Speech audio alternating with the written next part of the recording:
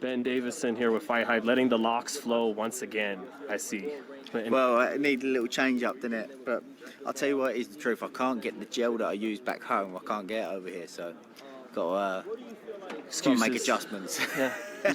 You're back to the long. It didn't take you very long. Nah, it didn't take. It's just like, do you know what? I know the truth. It's laziness. Can't bother to go get my hair cut. Sometimes I even trim it myself. But that's the secret. You gotta get your girl to do that one. They're a little better than we can do. Yeah. But you're focused, isn't that part of it? It's like when you get so focused on what you're doing, you don't give a shit anymore. Do you want to know what it is? Like when I'm back home, I get in the gym at 7 a.m. I leave the gym at about 7:30 p.m. Don't see outside. And even when we come to Vegas, we're in the gym at 9 a.m. Do the boys, get to Devin about 1 o'clock. Go back to the gym again in the evening. Get done about 7 o'clock. So 9 till 7 and 7 till 7. So it's hard to find the time. You love this shit, don't you? Yeah, but that's the type of commitment you got to have, and when we get back, that's not job done. Like, we're watching boxing, it's not, I've already watched that fight. No, I watched that fight 3, 4, 5, 6, 7 times. Each time I watch it, might be looking for something different, might spot something that I didn't see before. That's commitment, and hopefully that pays dividends in the fighters that I work with. Because you have big ambitions to be great yourself, right? Not just make your fighters great, but through them, if you make enough of them great, that makes you great as well. Yeah, for sure. 100%. How much of breaking down that tape is done with Lee? Lee will put together a scouting report for the boys. Like Devin's got a 20-odd minute scouting report on JoJo, and I was having this conversation with Devin the other day, and I say this to the other lads that we work with, that I know, not a doubt in my mind, that those scouting reports will give us the understanding. By the time the fight comes around, we will know the opponent's fighter better than the opponent's coach. We will know their tendencies better than the opponent's coach. That's gold. Does Bill, does he ever throw those compliments your way? Like, you smart, Ben. I gotta give it to you. Yeah, I was calling me yesterday. He was going, everybody's ringing me up like, what's going on with the training with Devin and blah blah, and this other guy and blah blah. And Bill was like, that's the secret weapon. And then yesterday he was like, everyone was ringing up like, damn, you were smart with that secret weapon. So it looks. Understand if you don't really answer it, but it even looks like with Devin getting to watch him work the other day, that it wasn't just his skill sets blossoming. He's adding more and more tools, but it looks like the foundation is even better. Like you and Bill made his stance, his balance even better. Is that right? Yeah, as well. Yeah. He's only just turned 23 years old, so he's still physically maturing and hand on my heart, no blowing smoke or saying anything for cameras. I can see he's physically matured from the last camp to this camp, and that's just going to keep happening. And he's the type of guy that's committed, humble, loves training. Don't just like, I've got to go training. He loves training.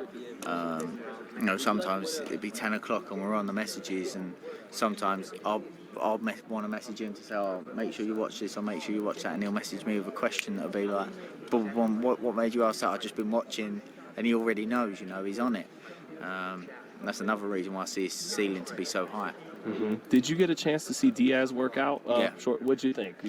I just think that, look, this is my opinion, I think that he's going to look to, he's already put it out there, he's going to look to try and press Devin, try and set a high pace to the fight. But the problem is, I think these transitions are going to be rushed too quick. He's going to run into something, and he's going to be underestimating Devin's power. And when he runs into something, rushing those transitions and trying to press too quickly, he will then have to make a decision. Do I keep running into them and risk them taking their toll, or do I have to make an adjustment? And whether he carries on with that or whether he makes an adjustment, we are prepared for either way. Does part of you hope that he doesn't start to fight to survive? Should he start getting picked off pretty good? No, because that is something that we have worked on. Like, if that happens, how do we break it down? How do we break him down? How do we make sure that he doesn't survive? Like I said, we're prepared for if he continues to rush and press too quickly. We're prepared for if he slows down, he's a little bit more patient and a little bit more cuter and intelligent with his pressure. And we're prepared for if he looks to survive. Is it me, Ben, or he did look explosive and fast on his feet? Maybe even a little more than I thought he would. Yeah, he is quick. He's coming up from 126. He's quick. But like I say, if you rush those transitions, you are risking getting clipped. Devin's quick. Devin's quicker than any other lightweight out there. So, yeah, we're prepared for whichever way he wants to play it. Good, as always, great breakdown. Just got to get your thoughts, too, before you get out of here on Lopez Kambosos. Was that a case, Ben, of Kambosos better than a lot of us thought he would, but did Lopez, was he not 100%? Did he underestimate? Did it look like he was careless? It wasn't the best Teofimo Lopez, for sure. I don't want to kick command-wise down. I think that the best thing for him would be to take it. I think, me personally, I think he needs to take a little bit of time out of the ring, take some time to process everything that's happened over the last 18 months in his life, the win over Loma, what financial difference, financially earning what he's earning, having a baby. A lot has changed and a lot has happened in a short space of time. And he's a young man, I think that he probably needs to take a little bit of time to process the information and process everything that's happened, work himself out, who he is, who he wants to be, how he wants to go about it, and I think that George Kambosos was extremely prepared. I think that the shot that he landed in the first round wasn't luck.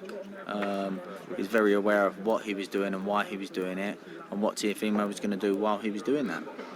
Boom, there was the shot. Teofimo, rushing distance, rushing transitions, stepped in too hard, trying to press too quickly. Boom, there you go. That's what's going to happen. So, yeah, not the best from Teofimo, of course. Don't want to kick a man wise down, but fantastic preparation from George Kambosos and his team. How do you think it goes if we eventually get Devin and Kambosos? We're solely focused on JoJo, but extremely confident in the victory for Devin in that fight. Did you feel that beyond just, okay, Teo wasn't at his best, mentally, whatever, but that George exposed something long-term in him in terms of technical-wise? Maybe he's not as good on the front foot as when a guy's coming to him like Lomachenko or anything better. Me personally, and I've thought this for a long time, I think that they've overestimated his power. They've overestimated him and thinking he's a bigger puncher than what he is. And he's gone in to rely on that skill set. He's believed the hype behind his power, but I don't quite think it is what they thought it was. Mm-hmm. And last, not that he's not a big puncher, but he's not, I'll touch you and it's over type Deontay Wilder shit.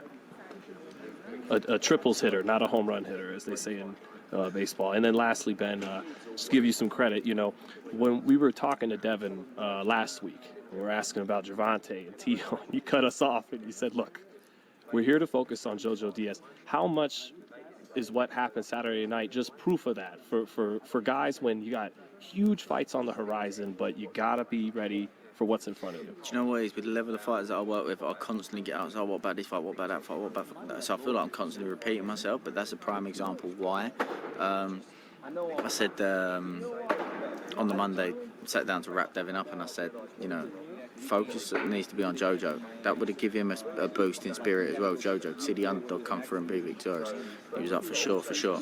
Then I heard Eddie mention today, I spoke to Bill and Devin, the night of the fight, and Devin straight away said, full focus on JoJo Diaz. So that was a great relief, and Devin's on it.